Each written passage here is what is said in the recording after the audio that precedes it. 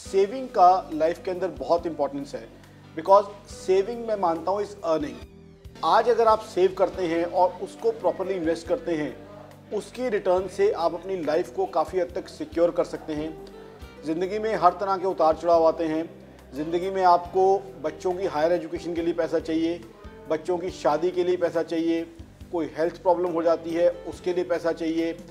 आज के private sector की जॉब्स में जॉब्स की सर्टेनिटी नहीं है। ऐसा भी हो सकता है 2 या 3 महीने आपको जॉब ना रहे आपकी, या जॉब के अंदर आपकी जो सैलरी लेवल या जो इंसेंटिव आपको मिलते हैं उतने ना मिल पाए। तो इन चीज़ों का सामना करने के लिए आपको सेविंग्स करनी बहुत ज़रूरी है। सेविंग्स की हैबिट एक मस्ट बनाइए। अगर आपकी 50,000 रुपये महीना की सैलरी या बिजनेस इनकम है तो उसमें से कम 35% सेव करना है। ये पहले दिन से सोच के रखें। जैसे ही वो 50,000 रुपये महीना आता है उसमें से 17,000 16,000 रुपया आप अलग निकाल के जो है उसी समय रख दें। वो आपकी सेविंग है और सेविंग की एक कंपल्सिव हैबिट बनाएं। बिकॉज एक सिंपल सी कहावत है इंग्लिश की, अ रुपी सेव इज रुपी अर्न। जितना जल्दी आप ज़िंदगी में सेव करना शुरू करेंगे उतना पावर ऑफ कंपाउंडिंग आपको फ़ायदा देगी। अर्ली सेविंग और अर्ली इन्वेस्टमेंट की हैबिट जो है आपको बहुत फ़ायदा देती है, बिकॉज पावर ऑफ कंपाउंडिंग आपकी फेवर में काम करता है। तो अभी से डिसीजन लीजिए कि आपको कम से कम 35% अपनी अर्निंग्स का सेव करना है। आपकी अर्निंग्स किसी भी लेवल की हो, अगर कम अर्निंग भी हैं तब भी सेविंग्स आपके लिए, तब तो आपके लिए सेविंग्स और ज़्यादा ज़रूरी हो जाती हैं। बिकॉज आज की तारीख में न्यूक्लियर फैमिली सिस्टम है, वो प्रचलन अब नहीं रहा है। भाई से ले ले, बहन से ले ले, फैमिली मेम्बर से ले ले, वो वाली चीज़ें अब कम होती जा रही हैं। न्यूक्लियर फैमिली सिस्टम में आपको अपना मसीहा खुद बनना है।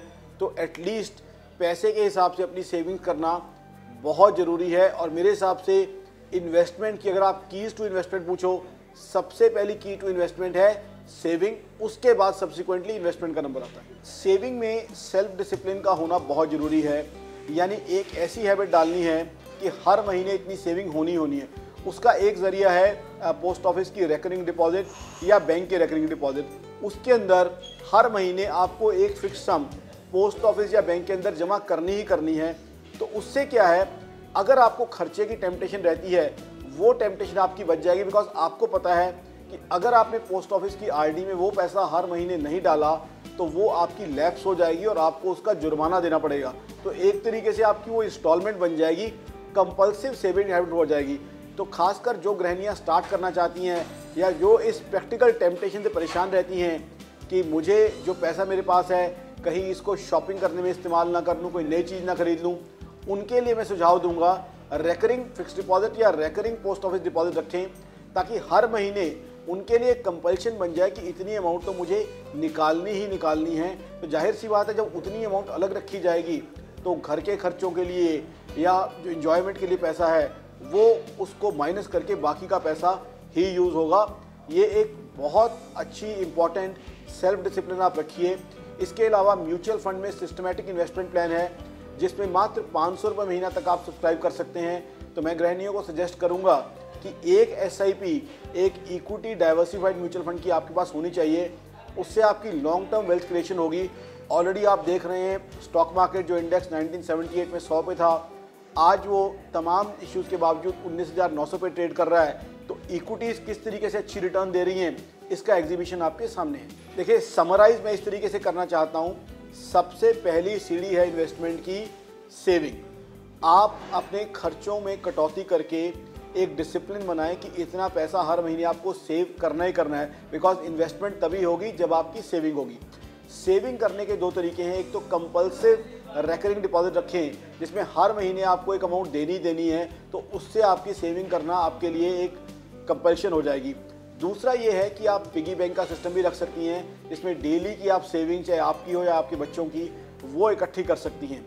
इन्वेस्टमेंट उसके बाद अगर आप रेकरिंग डिपॉजिट में करें, पोस्ट ऑफिस के हों या बैंक के, उससे आपकी सेल्फ डिसिप्लिन बना रहेगा। उसके अलावा रेकरिंग इन्वेस्टमेंट का ये एक तरीका है SIP, systematic investment plan mutual funds के। वहाँ भी एक डाइवर्सिफाइड इक्विटी फंड के अंदर चाहे आप 500 रुपये महीना की SIP शुरू करें, जरूर करें। बिकॉज इक्विटीज़ लॉन्ग टर्म में अच्छा रिटर्न देती हैं। महंगाई का हम लोग रोज़ रोना रोते हैं अगर आप इन्वेस्टमेंट करते हैं तो आपके एसेट्स भी महंगाई के हिसाब से बढ़ते जाएंगे, यानी महंगाई की मार को आप काफ़ी हद तक जो है झेल पाएंगे, काफ़ी हद तक न्यूट्रलाइज कर देंगे अगर आप इन्वेस्टमेंट करते जा रहे हो। अगर आप इन्वेस्ट नहीं करते हो तो महंगाई की मार आपको इम्पैक्ट करेगी ही करेगी, लेकिन इन्वेस्टमेंट से उस मार को आप काफ़ी हद तक कम कर सकते हो, बिकॉज जितना जो आपने सामान खरीदना उसके दाम बढ़ेंगे, उतने ही आपके एसेट्स जहाँ आपने इन्वेस्ट किया हुआ है उनके भी रेट बढ़ जाएंगे। अगर आपने इक्विटीज़ में या गोल्ड में लगाया हुआ है तो मेरे हिसाब से महंगाई के मारने का सबसे बढ़िया हथियार भी सेविंग्स और इन्वेस्टमेंट, पर्टिकुलरली गोल्ड और इक्विटी इन्वेस्टमेंट्स।